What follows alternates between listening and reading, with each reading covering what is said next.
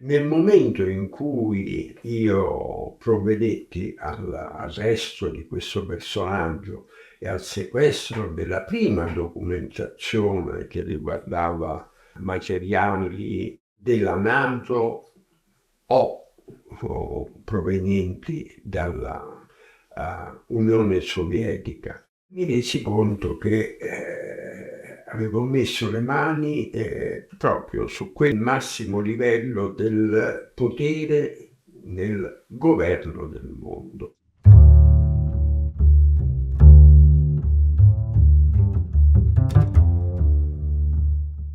Buongiorno Avvocato Palermo, grazie per averci accolto in questa splendida cornice dei Monti Trentini.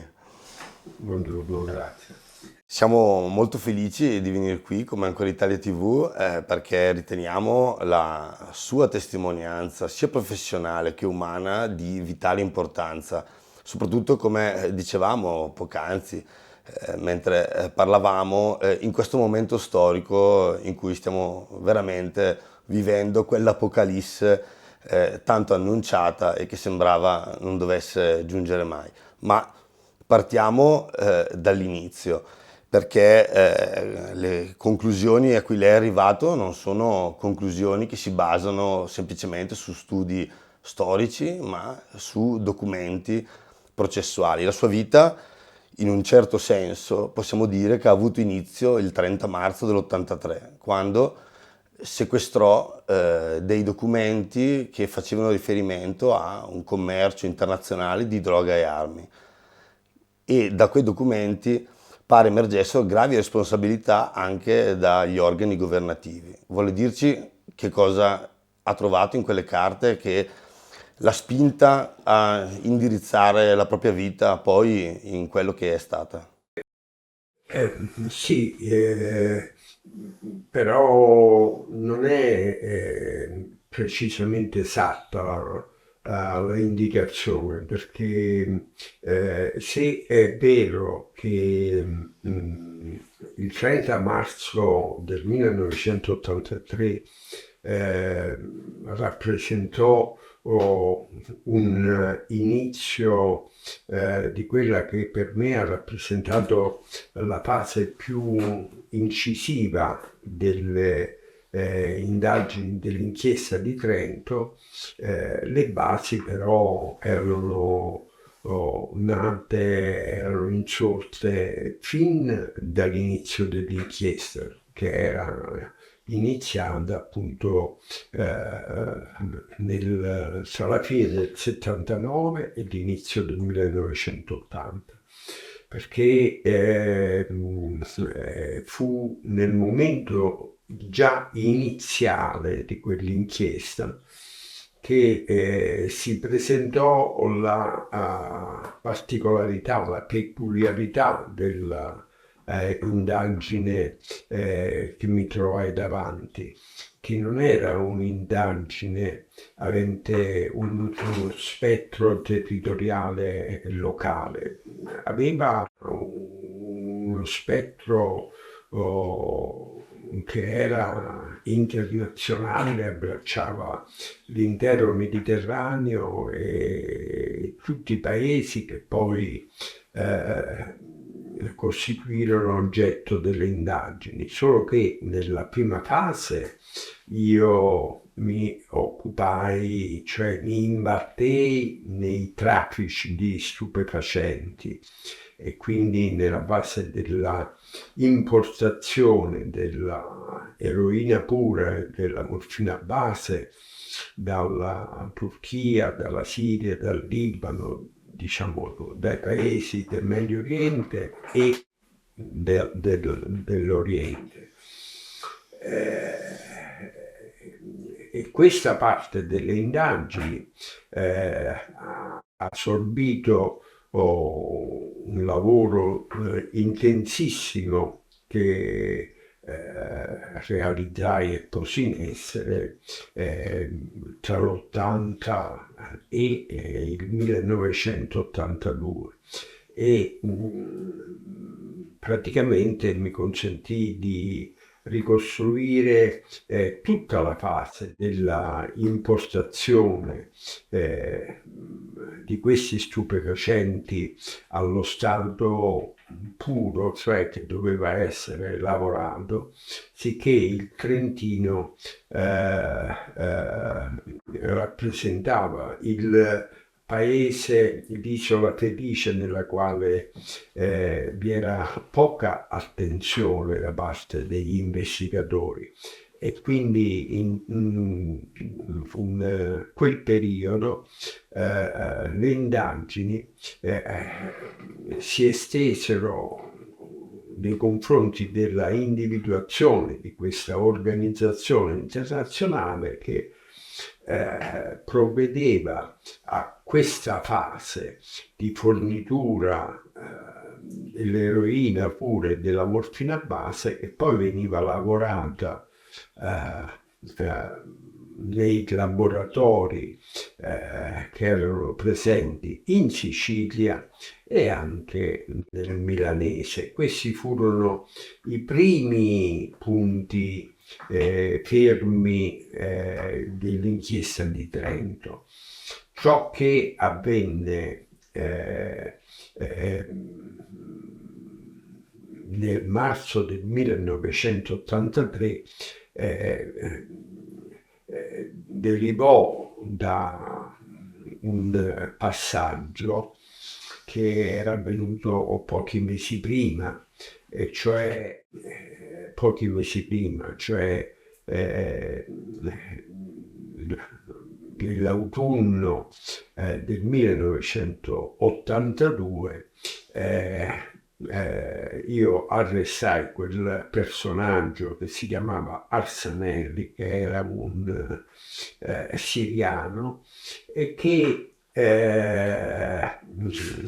fu attraverso questo passaggio che avvenne il transito dall'indagine che riguardava originariamente la fornitura della eroina pura e della morfina base, che poi lavorata veniva gestita da Cosa Nostra, dall''ndrangheta, dalla Camorra, diciamo dalle organizzazioni mafiose che poi provvedevano alle attività di spaccio in Italia attraverso Marsiglia in Europa e attraverso Cosa Nostra americana, il rapporto e collegamento con Cosa Nostra siciliana negli Stati Uniti si estendeva praticamente a tutto il mondo. Ecco, l'arresto di quel personaggio, Arsanelli, che avvenne tra la fine di ottobre e l'inizio di novembre del 92, rappresentò l'elemento individuale, l'elemento soggettivo che gestiva il traffico degli armamenti a livello proprio di monopolio, cioè era il soggetto che sia pur ricattato in qualche modo dagli organi investigativi americani, che erano quelli della DEA, ma erano collegati anche agli altri servizi, utilizzavano questo soggetto per l'inverso traffico degli armamenti. E quindi lui si trovava ad operare in Italia addirittura dal 1958.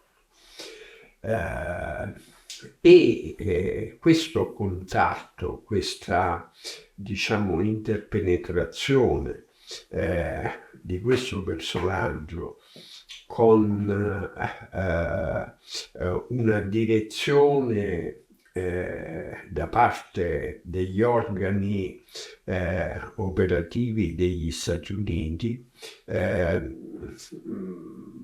venne accertato e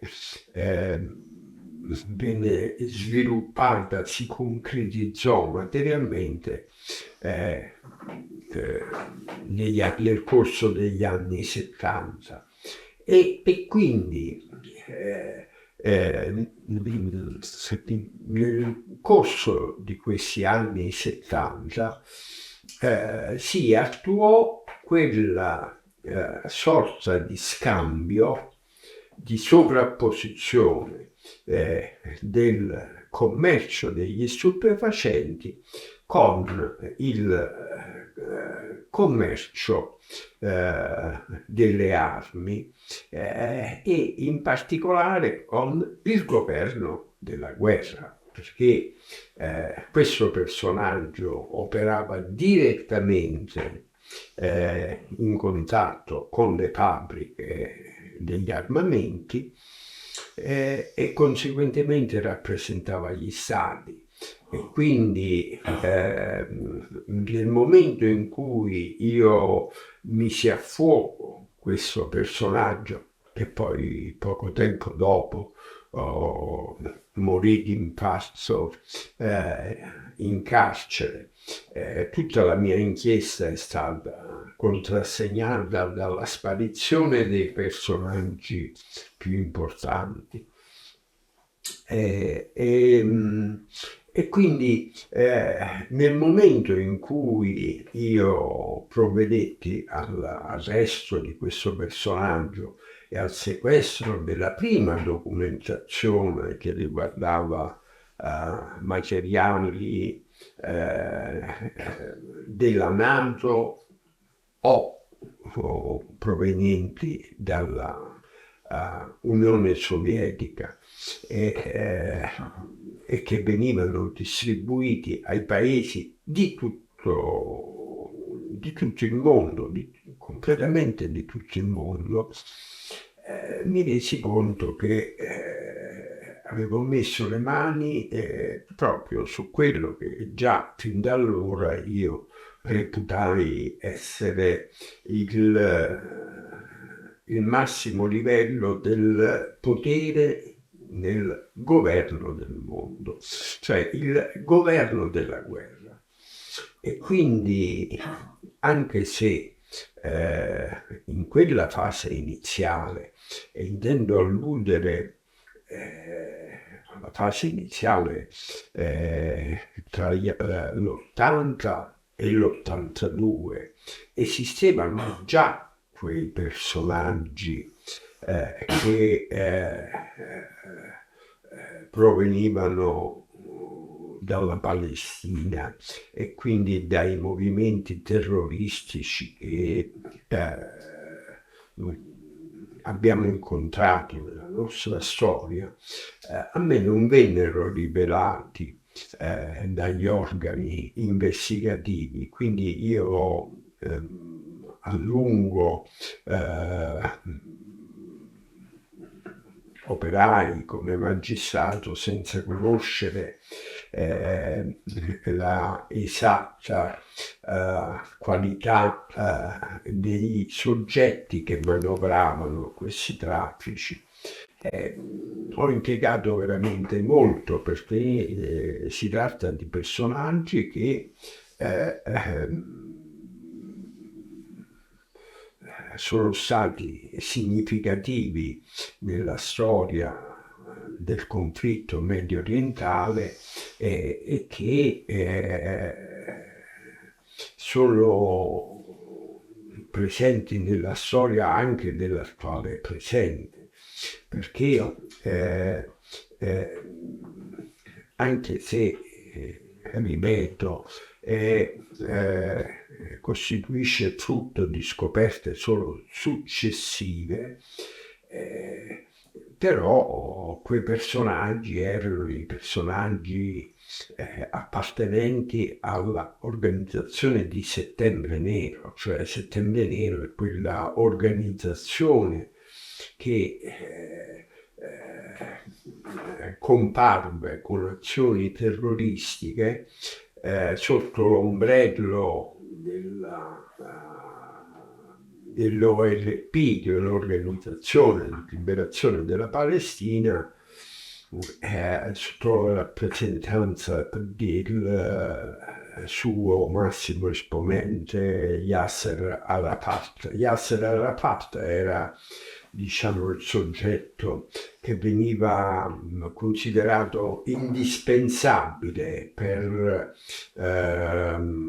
trattare con i paesi dell'Occidente, perché serviva un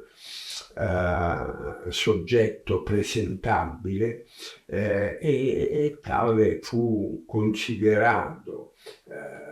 dagli Stati Uniti per avere un soggetto con il quale parlare, però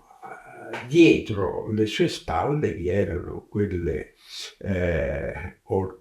vi era quella organizzazione terroristica che comportò dal 70 al 73, inizio del 74, tutti quegli attacchi terroristici che miravano a dare una visibilità alla Palestina attraverso il compimento di azioni terroristiche. E quindi due di quei personaggi più famosi, che furono Abu Daoud e Abu Hassan Sharif, erano presenti nell'inchiesta di Trento, erano intercettati nelle conversazioni telefoniche che intrattenevano con quel siriano che si chiamava Arsanelli, che organizzava i traffici. Solo che questi personaggi che non vennero diciamo identificati nella mia inchiesta rimasero quindi operanti a livello internazionale, coperti da quegli accordi di Stato che ancora oggi